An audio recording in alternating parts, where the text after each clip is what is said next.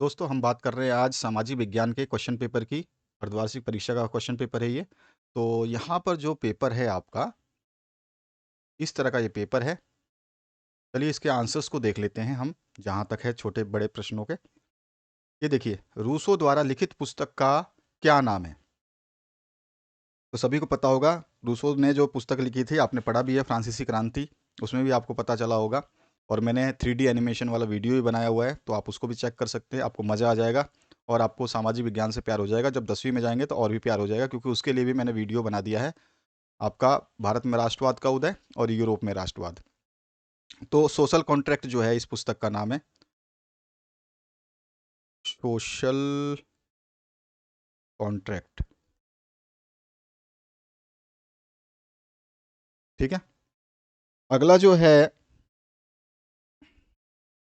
सर्वप्रथम रूसी क्रांति का झंडा कहाँ फहराया गया था या फहराया गया? तो सभी को याद होगा कि सर्वप्रथम जो रूसी क्रांति का झंडा जो है ना, वो पेट्रोग्राद में जो है फहराया गया था। ठीक है।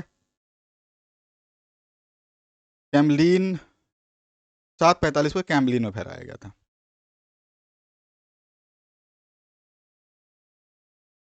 क्रेमलिन, क्रेमलिन में फहराया गया था ना, याद होगा आपको।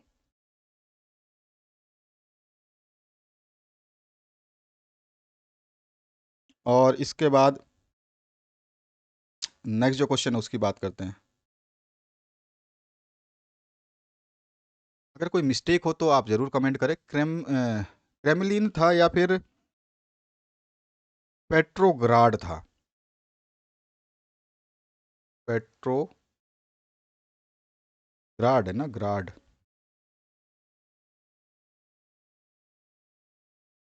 वर्सराय की संधि कब हुई थी?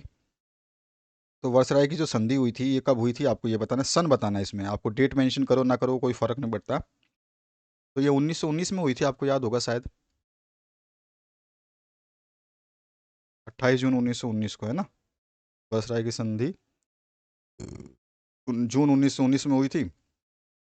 जो प्रथम विश्व युद्ध था ना, उसके बाद शांति स्थापना के उद्देश्य से जो है इसको जर्मनी के साथ जो है इस संधि को करा गया था। वन आरक्षण के विरुद्ध बस्तर में हुए आंदोलन का नेतृत्व किसने किया था?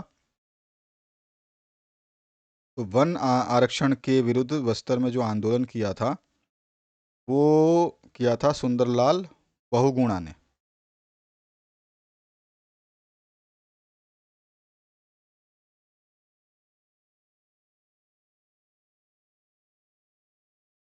ठीक है। अब अगला जो क्वेश्चन है उसकी बात करते हैं।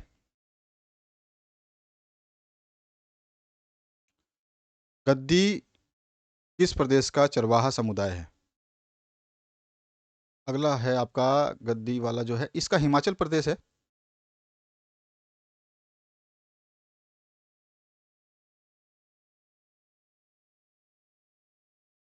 अगला है, भारत व श्रीलंका के मध्य कौन सी जल संधि है या हुई, ये भी बोल सकते हो आप।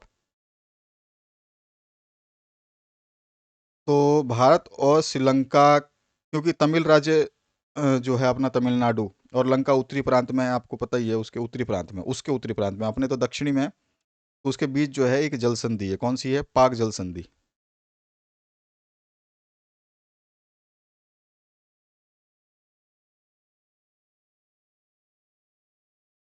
और फिर भी आपको कहीं भी कुछ भी आपको ऐसा लगता है कि सर इसका आंसर ये होना चाहिए, कमेंट करिएगा, ताकि दूसरे जो बच्चे हैं उनको भी फायदा हो पाए इसका।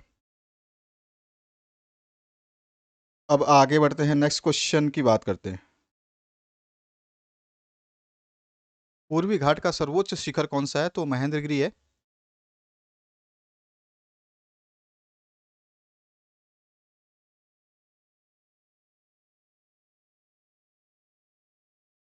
महेंद्रगिरी। अब नेक्स्ट जो क्वेश्चन है उसकी बात करते हैं।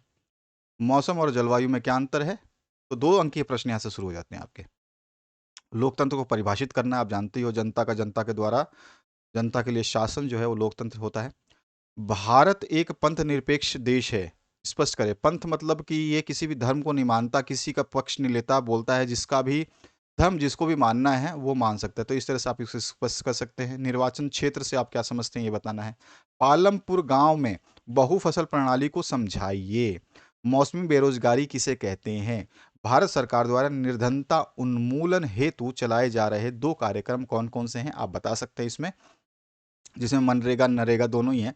नेपोलियन के पतन के कोई 4 कारण स्पष्ट करिए। सारा बताया हुआ है, मैंने आपको करवाया हुआ है। खूनी रविवार की घटना पर टिप्पणी लिखनी है। राजस्थान में इसमें पूछा गया है राइका समुदाय पर टिप्पणी लिखनी है। उपमहाद्वीप किसे कहते हैं। भारत को उपमहाद्वीप की संज्ञा क्यों दी जाती है। और इसके बाद पूछा गया है उत्तर भारत में मैदान आबादी सघन सघन होने का प्रमुख कारण क्या है। उत्तर भारत में जो है सघन है, विरल नहीं है, तो उसका कारण क्या है। भारत की जलवायु को प्रभावित करने वाले कारकों का उल्लेख करना है।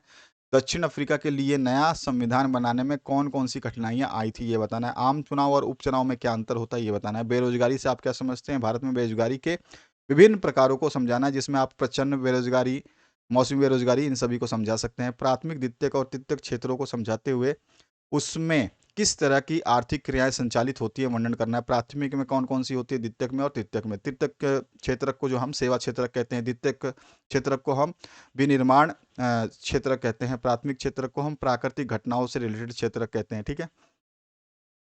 और फ्रांस की क्रांति की प्रमुख घटनाओं का वर्णन कीजिए या फिर फ्रांस की क्रांति के परिणामों पर प्रकाश डालिए।